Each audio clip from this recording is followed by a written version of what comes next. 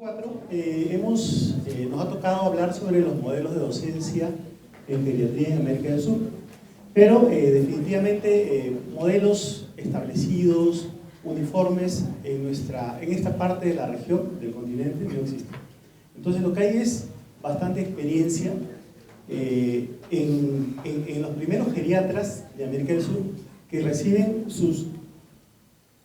capacitaciones, como vemos acá, en diversas áreas del mundo, sobre todo en países europeos, pero también con influencia de Israel, Japón, ¿no? Y este enmarañado que vemos acá, que parece, no sé, para contar cuántos triángulos hay de repente, viene a significar de alguna forma la influencia que tiene América del Sur de otros países para los primeros años de formación, tanto del pregrado como del posgrado de geriatría y, por qué no decir también de pronto, hasta de gerontología. Que incluso en los últimos años recibe influencia también de países de Centroamérica. Entonces, en cuanto a la búsqueda, de pronto es bastante, bueno, es poco lo que se encuentra a nivel de diferentes formatos, utilizando el título del tema asignado, pero igual se ha armado todo esto en base a la experiencia existente en América del Sur. Pero haciendo énfasis importante en que siempre se encuentra como dato principal la interdisciplinariedad, ¿no? que viene a ser el eje central, sobre todo, de lo que por ahí alguno le llama el modelo latinoamericano, que en nuestro medio, digamos, prospera más, pero también sin dejar de recibir la influencia de repente del modelo europeo, basado mayormente en los conocimientos, del modelo americano, basado de repente en el pragmatismo de las habilidades, que tiene mucho que ver también de repente con los aportes del último siglo que pasó, de Flexner, Bloom y otros más. Entonces, hay muchos aportes que han influenciado en los modelos, en la forma como se aplica la geriatría en Sudamérica. Desde los cambios a nivel mundial, de los cambios de educación, influencia de la parte sociodemográfica y también las influencias en la segunda mitad del siglo XX de la aparición de las sociedades científicas en la mayor parte de países de América del Sur. Sociedades científicas que junto con la Comisión Latinoamericana de la Sociedad Internacional de Geriatría y Gerontología fueron bastante determinantes para que empiece el pregrado y el posgrado en América del Sur. Nosotros lo hemos dividido en cuanto a la experiencia en pregrado, en posgrado y en otras profesiones médicas. En cuanto a la experiencia en pregrado, que es como inicialmente empiezan las facultades de medicina a impartir conocimientos de geriatría, podemos decir que todavía existen muchas universidades en nuestros países que aún no tienen el curso en pregrado y que solo lo tienen como parte de la medicina interna. De pronto para un inicio fue bueno, pero progresivamente, sobre todo ya en la última década, se van incrementando los cursos independientes de geriatría, con tanta importancia como un curso de clínica, cirugía, etc., ¿no? Entonces, son los cursos del pregrado en geriatría que todavía son pocos en las universidades, pero que van aumentando, los que se van dando en nuestro medio, pero que lamentablemente son también muy heterogéneos, son muy variables, ¿no? Entonces, pero que de todas maneras la medicina geriátrica sí centra sus contenidos geriátricos en temas que incluyen problemas y síndromes del adulto mayor, considerando siempre el pilar fundamental, que es la valoración geriátrica integral y la comorbilidad de los pacientes de este grupo etario. En cuanto a en pregrado como curso, también se utilizan las competencias, las actividades basadas en aprendizaje basado en competencias de tipo cognitivo, procedimental, experimental, y estas actividades a su vez van a ser la base para los diseños curriculares y para las estrategias que se van a utilizar en la docencia en las universidades. Estas estrategias que se van a centrar más en la calidad del aprendido que en la calidad de lo enseñado, dándole una mayor importancia al aprendizaje del alumno que de repente al modelo del profesor. Tenemos algunos ejemplos, por acá, con el doctor Parodi, que es miembro de ALMA, que en el 2004 escribe un artículo, Enseñanza en la Geriatría en pregrado, donde, entre otras cosas, nos menciona que así como hay un gran incremento en la cantidad de adultos mayores en nuestras poblaciones, también a su vez hay un gran incremento de poblaciones enfermas y dependientes, y que nuestra función como geriatras es más que el poblador viva más años, es que disminuya la enfermedad y disminuya el grado de dependencia, dándole mayor énfasis a la autonomía funcional. ALMA, en el 2005, como parte muy importante también, lanza la propuesta de contenidos mínimos para los programas docentes de pregrado de medicina geriátrica en América Latina, y que lógicamente los países de Sudamérica también lo utilizan. Por otra parte, también tenemos acá otro artículo de Brasil, que para el 2013 establecía datos de la enseñanza de la geriatría en facultades de Brasil, donde mencionaban que para esa fecha había cursos de geriatría en 180 instituciones superiores, y que para la fecha están pasando los 200. Jorge López, también egresado de ALMA, para el año 2015 informaba que en el año 2010 existían también en pregrado solo 30 universidades de América del Sur que tenían llevaban el curso en las facultades de medicina en Sudamérica. En cuanto al posgrado para médicos, posgrado luego para otras profesiones de la salud, el posgrado para médicos es, la verdad, muy variable en su estructura, muy variable en sus cumplimientos curriculares. Tenemos universidades que muchas veces tienen las especialidades, pero que no desarrollan docencia en sus alumnos, y que el residente de geriatría básicamente aprende de lo que la sede hospitalaria le da. En muchos casos en centros geriátricos donde salen bien formados, pero en otros casos hay residentes de geriatría que tienen un geriatra único en sus hospitales donde no hay centros geriátricos, y ahí la formación, si no hacen rotaciones en centros geriátricos, va a ser deficiente, con campos clínicos muy diversos. Deficitario definitivamente el posgrado para médicos en relación a la población adulto mayor. Hay muy pocos geriatras en relación a los adultos mayores, que va en creciente aumento en Sudamérica, pero que incluso a su vez están más centrados en las capitales o en las grandes ciudades de Sudamérica. El mismo Jorge López, y en el mismo artículo, también menciona que en 2010 existían solamente en Sudamérica 21 facultades de medicina que tenían el posgrado en geriatría. En cuanto a otras profesiones de la salud, cada vez van aumentando, ya no solamente es enfermería, psicología, servicio social, rehabilitadores, odontólogos, que hacen especialidad de geriatría también, y que es parte de la docencia en geriatría a nivel de sus profesiones. La OPS para el 2012 también presenta un artículo que es la enseñanza en la enfermería en salud del adulto mayor. Por ahí va a ir unas diapositivas posteriormente. Y también es importante los cursos y rotaciones. Cursos, por ejemplo, que hacen los médicos, los residentes de medicina familiar, medicina interna, que son muy pocos. De repente, muy pocos las residencias tienen cursos organizados donde llevan el curso de geriatría, y muchas son rotaciones de un mes, 2 meses, que no tienen una programación muy definida, y donde el residente, bueno, va generalmente a un consultorio con un geriatra. Un dato importante también, la experiencia de ALMA en Sudamérica, la formación para geriatras docentes universitarios en América Latina y Caribe, que tuvo dentro de sus muchas actividades foros para implementar la actividad docente en nuestras regiones. Foro para enseñanza de geriatría de pregrado y posgrado. Una de ellas se desarrolló en Lima en el año 2005, en agosto de 2005, donde participaron como expositores varios de los fundadores de ALMA también, y se fue dirigido a profesionales e instituciones del Perú, lógicamente de diverso tipo, que trabajaban con la salud y con la docencia en el país.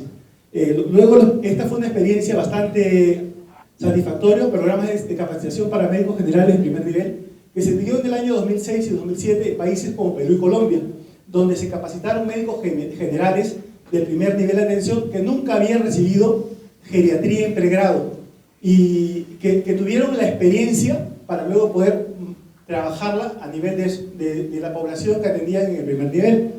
y que fueron reconocidos por los Ministerios de Salud, certificados como tal.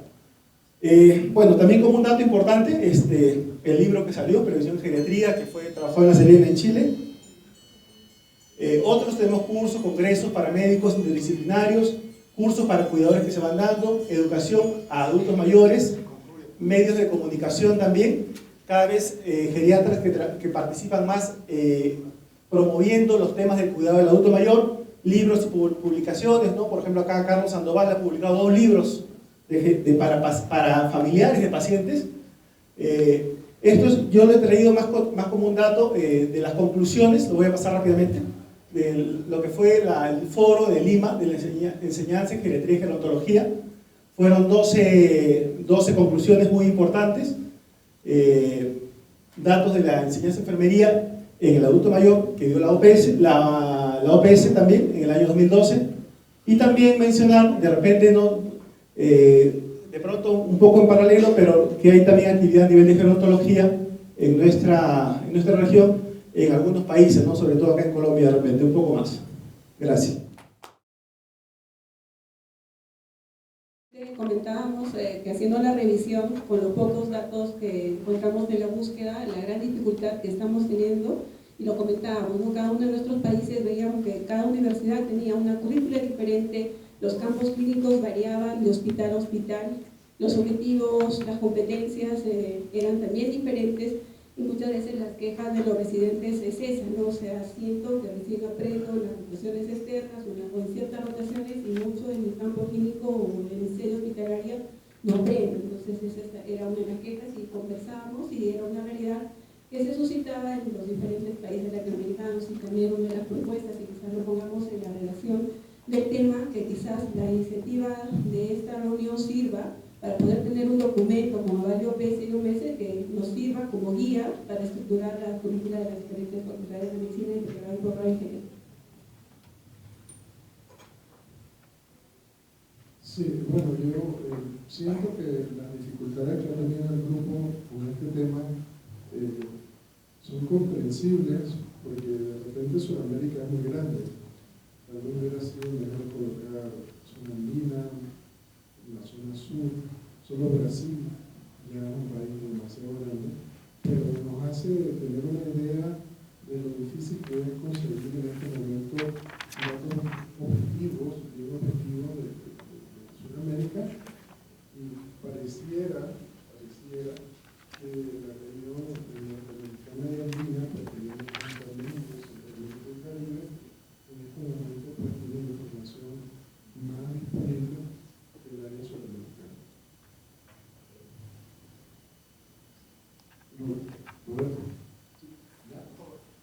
Yo entiendo la dificultad de conseguir fuentes primarias de información, lo entiendo, pero parte del resultado es poner eso. Es decir, no encontramos en la literatura una fuente primaria que nos diga qué pasa en Brasil, o qué pasa en Perú. No hay una información de una fuente primaria de cómo son los programas de posgrado en Colombia o en Perú. Eso es una tarea que es la metodología de lo que quisiéramos llevar, ¿no? Porque recuerden que lo que estamos haciendo es socializar un resultado que al final tenemos los tiempos para corregirlo o ajustarlo más que corregirlo a un solo modelo, a un solo formato, perdón, para que esto sea entendible y no pase lo que ocurre ahora de que no tenemos fuentes primarias de consulta. Lo que queremos es incluso encontrar fuentes primarias que digan, mire, el libro de Alma, ¿sí?, saca este resultado de esta información y es la única fuente. Ahora, hay otra metodología, es que si no encontramos fuentes primarias, encontraremos fuentes secundarias de la información. Y eso también es metodología, ¿sí? Pues no está publicado, pero es metodología. Si yo, por ejemplo, les pregunto, y fue lo que hicimos de alguna manera en la encuesta que presentaremos al final del consenso con Jesús y con Diego, ¿sí?, de que sí hay información. Yo le pregunto a cada uno de ustedes cómo es la geriatría en Venezuela, por ejemplo, a un venezolano. Y el venezolano me lo dice, es una fuente secundaria. Y es lo que hemos intentado construir en esta encuesta de a los egresados de Alma, y que bueno, yo creo que va en ese mismo sentido. Pero justo yo le puedo decir que hay en Colombia como fuente secundaria. ¿Sí me entiendes? Y estoy seguro que tú lo sabes en Perú. Y estoy seguro que Roberto nos puede hacer una presentación de 5 minutos, pues, por decir algo, de cómo es la geriatría en Brasil. de cómo se obtiene un título de geriatra en Brasil. Esos son modelos de formación. A eso voy, y entiendo la dificultad de la fuente primaria. Roberto. Vale. Que yo creo que una cosa también importante es tener en cuenta lo que queremos conseguir de aquí. Lo que queremos conseguir de aquí mañana es precisamente definir cuáles son las competencias que tiene que tener el médico geriatra, que tiene que tener el médico no geriatra y que tienen que tener otros profesionales de la salud. Entonces, el objetivo de hoy era revisar todo lo que hay y no solo hacer el análisis descriptivo de cuántos, sino también de cómo son esos programas, qué capacidades se definen, porque uno de los problemas que yo creo que son importantes y que mañana tendríamos que abordar es que normalmente la mayoría de los programas, o al menos los programas que yo conozco, son muy teóricos y la geriatría va mucho más allá que la teoría. Entonces, el quid de la geriatría, hay mucha gente que es geriatra y todavía no lo tiene. Entonces, eso es algo que tenemos que combatir y que tendríamos que afrontar mañana. Entonces, eso también... Quisiera agregar algo en relación a lo que dijo también el doctor Cano. Por ejemplo, hemos tenido también el dato, me olvidé decirlo, que hay países donde en el posgrado no solo hacen la residencia en geriatría, sino que hay variabilidad para obtener el título de geriatra, que son los cursos de especialización, por ejemplo, en Brasil, en Argentina, que está a cargo que sin ser la residencia común que hacen la mayoría de países, también el médico puede graduarse geriatra bajo otro sistema que de repente tiene diferentes tipos de rotaciones, que de repente tiene diferentes cantidades de horas académicas o prácticas, pero que también hay variables, ¿no? Sin contar de pronto los que hicieron o los que aún lo hacen en algunos sitios, que son la no escolarizada. Pero es un modelo. Pésimo, pero es un modelo. Sí. Bueno, quizá, tomamos la sugerencia que están haciendo ustedes, digamos, en la construcción de este capítulo, y quizás tomando también las palabras que dijo recién Cornejo, quizás tengamos que la heterogeneidad, digamos, de los modelos de la región hace difícil compilar la información y poder mostrarla como una sola. Solamente en Argentina, ante la pregunta que ante la encuesta circuló de cuántos geriatras hay, yo no podría decir cuántos hay, por ejemplo. Porque no es una información que está disponible por las distintas fuentes, digamos, de información que tiene el país. Sociedades, federaciones, universidades, cursos superiores. Es decir, es algo tremendamente heterogéneo y que no está, realmente hice el esfuerzo de buscar cuántos hay y encima cada una de estas personas para actuar en sus diferentes provincias tiene que colegiarse en el colegio médico local. O sea que probablemente tengamos personas formadas que no están, digamos, reconocidas por los colegios locales. Es tremendamente compleja la realidad, digamos, y quizás esto hace difícil agrupar la información en un solo capítulo y tengamos que desglosarla por países, ¿no? Roberto. Fernando, después de yo voy a hablar. Ah, ok. Você jefe? Me parece que se a publicação desse livro tem alguma utilidade realmente nova, é aquela de revelar uma radiografia da formação de geriatras na América Latina. Essa é o centro disso aqui. Como está na Austrália, nos Estados Unidos, na Europa, tem utilidade apenas para reflexão, para comparação. Então, de certa maneira, dois dos grupos, aqui eu diria o grupo 3 e o grupo 4, né, que é México, Centro-América, Caribe e América do Sul, é a base do que nos interessa aqui. Então, eu acho que isso precisa ser muito bem explorado. Eu concordo completamente contigo, cara, que em algumas circunstâncias precisa de informação secundária. Mas, por exemplo, em relação ao Brasil, além de informação secundária, pode ser eu, Sérgio, Virgílio, qualquer um dos brasileiros formados pela ALMA, tem informações disponíveis na internet. Por exemplo, se você entrar no site da Sociedade Brasileira de Geriatria e Gerontologia, ali está o que é necessário se fazer para ser um geriatra no Brasil, não tem dúvida. Está escrito lá, isso é público. Se o Carlos Cano, que eu tenho certeza que quer viver no Brasil daqui a 6 anos, quando se aposentar, né, quando se retirar daqui, quiser ser geriatra lá, é só entrar no site da sociedade que está lá escrito. Então, tem informações disponíveis. Eu acho que a gente precisa, talvez o português seja um problema, né? Ler em português, não sei, mas tem disponível dentro. Então, acho que a gente precisa, a gente não pode abandonar na formação do livro, a gente não pode abandonar o objetivo central, né? É focar nas questões da América Latina e Caribe. É isso de grande importância para a gente. Quem é que tem? Perdão, o Fernando Moura. Se me permitisse. ¿Puedo? Pode, autorizado. No, nada más, la autora Marta Peláez y yo escribimos hace como 15 años un capítulo en el PATI sobre los servicios en Latinoamérica. Y Marta, que era la jefe regional, lo que es el doctor Vega hoy, conocía muy bien a la gente. Y le escribimos y las respuestas eran muy las que respondieron. Entonces nos fuimos a fuentes secundarias, a personas que conocíamos. Y costó un mundo poder construir un cuadro que a mí me tocó construirlo, ¿verdad?